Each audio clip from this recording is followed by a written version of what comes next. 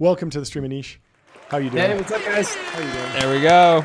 What's going on? Why are we not in person? I want to see the size gun. I know. We're gonna come soon. We just signed a lease today, actually, for a new space. So next time you're in LA, we'll have to have you over. And we do have a comically large gong that has not been shown, but it's about the size. It's at least, I think, like 7 feet tall. So you can look forward to hitting that in person.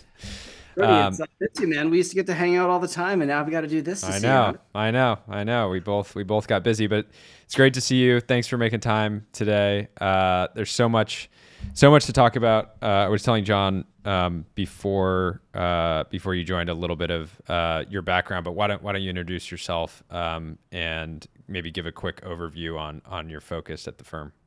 Yeah, for sure. It's great to see you, Jordy. So I'm focused on AI apps. I lead our consumer team. So we do a lot in consumer. We do a lot in B2B. I've started 2 companies. I sold the first to Google, second to Credit Karma, which is why I've done a bunch of fintech investing as well. And this is great, man. I built my first company in 2008, and this is the most excited I've been since 2008. Like everything is working, and people that are more technical are winning. So it's just like a fun time to be building or be around building.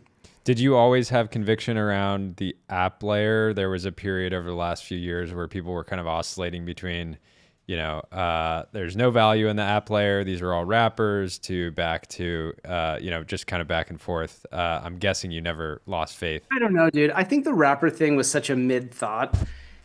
Like maybe for like Shots 2 fired. months. The wrapper thing was a real thing, but give me a break. Am I allowed to swear on here or not?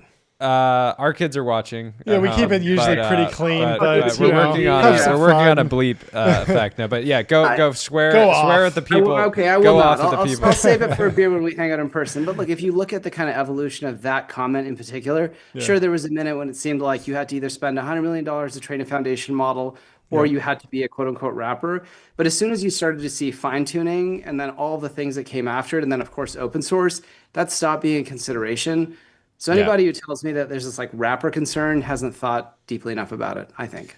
Yeah, I also think there's an effect there, which is people that aren't seeing enough real data from companies at the application layer and seeing the growth rate of some of these companies, where you're meeting with companies all the time that I'm sure that are growing at rates that would have shocked you in 2021, and that you're even passing on because it's maybe not even best in class now, right? I don't. So I'm the top decile is not 0 to 1 in 12 months or 0 to 2 in 12 months. It's like 0 to 10, 0 to 15. We've seen 10 to 80, like bananas. What is it? Yeah. Talk about open source a little bit. Are you seeing that impact financials in any way? Obviously tokens can be expensive. We talked to some early stage founders who are pre-launch, and they're like, I need $500,000 of like OpenAI credits to just do the pre-work that I need to do to make my startup work. I haven't heard about that. I mean, we were in the free AWS credits. So if you go through YC, you get a bunch. People would not burn through those. They're burning through tokens. Have you seen that as a meaningful cost driver at the early stage, and has open source shaped that at all?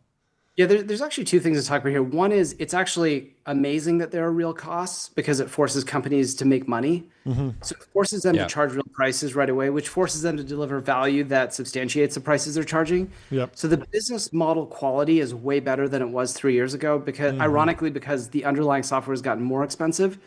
So we're seeing way better, especially in consumer. Jordy, you know this, right? Like so much of consumer was this field of dreams investing. We'll build it and someday we'll have ads, whatever that meant.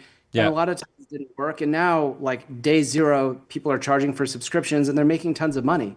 And actually, there's strong willingness to pay because people have had such magical experiences on the consumer side. People will be like, sure, I'll pay $50 a month for this, right?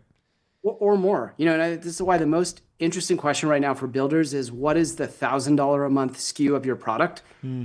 Right? It's not, can I charge? It's what is the like insanely expensive thing. And this is why I think for consumers, like you're going to have food, you're going to have rent, and then you're going to have software. That's what the future consumer spend looks like. On the open source question, John, I think what we're actually seeing is this routing layer emerge, where companies are routing to different models based on capabilities and cost. So in some cases, when you need something that an open source model can do, or you kind of make the cost benefit trade-off, you do that. Other times you might route to, Claude, because you've got a coding thing that you need to generate or a long form writing. OpenAI's got really good general purpose reasoning models. So the routing layer is actually a very interesting thing, and it only exists because there's so many models and because there's open source. And that's changing the considerations for companies like OpenAI that are now moving up the stack. They bought Windsurf. They're doing, a bunch of things at the application layer because they're no longer the sole provider of the models. How are you thinking about the line between consumer, prosumer, and bottoms up adoption in the enterprise? Because I'm sure you've had this already where you make an investment into what looks like a prosumer tool, and then suddenly you see some Fortune 500 company adopting it in different patches. But it used to be those early stage startups would be like, oh, well, one person from an @google.com email signed up, so let me just put Google on my landing page. Now it's like, they're actually getting meaningful adoption in the enterprise just from the bottoms up perspective. But what are you seeing? From my mindset, everybody's a consumer. I think the greatest thing that ever happened to consumer software is giving people expense cards at companies. Oh, yeah. Because instead of IT buying something, individuals are buying something. And of course, it's not like you've got this work, like work brain and personal brain. Like you bring your personal brain to work and you want to use consumer grade software. And we're seeing products like Krea, KREA, that's one of our best companies. Yeah. They're like this team is like cracked. They like live to get every model. They're so technical, and the product has a sort of aesthetic and a sophistication that a regular IT buyer might not understand, but it's getting huge adoption in the enterprise because the people that are in those companies want to be using the best tools, and this is what they look like. How do you think about the gap between what's happening in these like super agile startups? It's a couple people, they ramp to 100 million in sales really quickly. They're in the enterprise, they're making a difference, consumer adoption, versus like McKinsey is also making like billions of dollars, selling like PowerPoint decks on AI adoption. Is there a world where someone closes that gap and builds like a McKinsey as a startup or something? Or is that a dynamic that's actually good and maybe McKinsey's underrated in some weird way? I would argue that the main thing McKinsey knows how to do is sell to the enterprise. Sure. There is no product there. Their product is deep research. Yeah. Or worse. Okay. Everyone's a McKinsey consultant now. Yeah. Yeah. Yeah, because any CEO can, first question they ask, how should my company be using AI? And then they go and sign up for a bunch of stuff. 100%. How are you thinking, what's your timeline around ubiquity of ads in consumer AI? Because we're in this interesting moment where a lot of people are paying for models. Some people are using free version of models, yeah, but we were debating this. Ads aren't ubiquitous yet, but the movement from OpenAI, VG Simo coming the new in from CEO, Instacart. She built obviously a signals big ads business there. My take on it, I was debating with Jordy, was that I love the world where every human being, regardless of their economic condition, has access to the smartest possible model. But I'd love to know your take on ads in AI products, because it feels like it's coming, but we haven't really seen it yet. I think the more spiritual question for us is, what is the front door to the internet? Yeah. And the front door to the internet has been Google for so many years. And it's really interesting actually, because Google is sort of search-based and intention-based.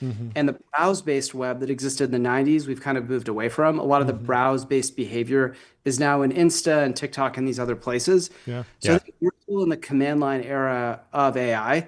Like, ChatGPT is a command line product essentially. And I think it's going to evolve in a really different direction. And wherever that terminal state of that direction is will define the monetization model. I'd be surprised if it's ads. Maybe it will be. So I don't know that we'll ever see ads in the way that we see them today in the AI ecosystem. What about what's happening with the hyperscalers broadly? Obviously, they're all investing insane amounts of money in CapEx, but they've been, by most reports, lagging on the product side. Is this something where their monopolies are so strong they're just going to wait it out and develop the products internally? Is there a wave of M&A coming in AI apps? Are they going to try and build or buy, or how do you think all this plays out in the big tech world? Probably all the above. Number one, I think when you have a new technology, the existing companies do a good job of extending their lead in their existing markets with the new technology. So I think a bunch of that will happen. Microsoft will get better at delivering the word processor they've always delivered. and Google will get better at delivering the search results they've always delivered. The real issue for Google is not somebody builds them on search, but that there's a new front door to the internet. So the new categories are where the upstarts will dominate. And that's where I think we'll see a lot of the M&A activity. But it's probably all of the above. The one most surprising thing for me, not just for sort of incumbents, but often for incumbents, is just that people aren't using the products. Like I talk to VCs, you should test investors on this. Like, give me the 5 things that you're actually using every day. And if the answer is ChatGPT, come on, you know? So there's such an opportunity to build intuition by actually just using the products, and yet so few people do it. It's like this alpha that's hiding in plain sight.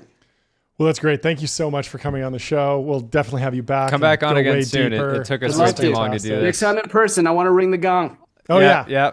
Well, we have a soundboard now. We'll talk to you soon. All right. Great to see you, dude. Thank you so much.